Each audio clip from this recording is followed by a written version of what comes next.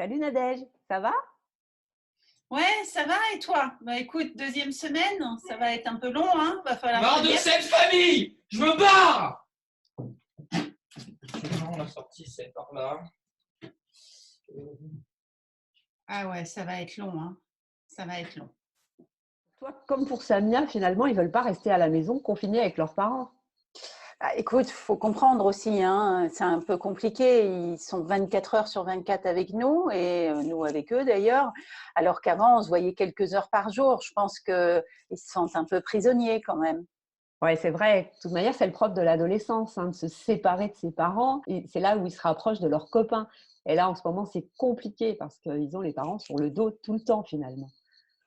Oui, et puis l'adolescence, c'est le moment de la conquête de l'intimité. C'est le moment où l'ado met de la distance et puis crée son propre espace dans la maison ou en dehors. Et ça, c'est extrêmement important de continuer à respecter cette intimité. Il ne faut pas rentrer dans sa chambre sans être invité. Il faut lui laisser les temps dans la salle de bain, même s'il ne voit personne. Et puis voilà, il faut accepter de mettre la distance.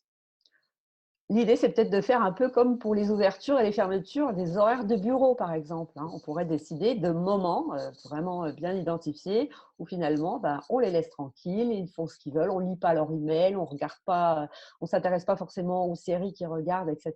C'est ouvert ou fermé. Très bonne idée. Et puis, par exemple, on évite à table les sujets qui fâchent.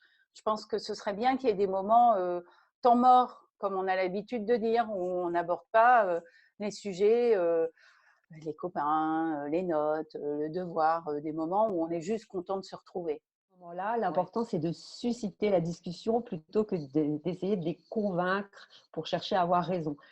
Un ado qui est en train de se construire au niveau de son identité, il a besoin de réfléchir dans tous les sens. Et même si leurs idées nous font peur, parfois, n'oublions pas qu'un ado, il peut penser exactement l'inverse le lendemain et repenser encore l'inverse le surlendemain. Donc, susciter la discussion, vous allez aider aux ados à vraiment construire leur propre identité.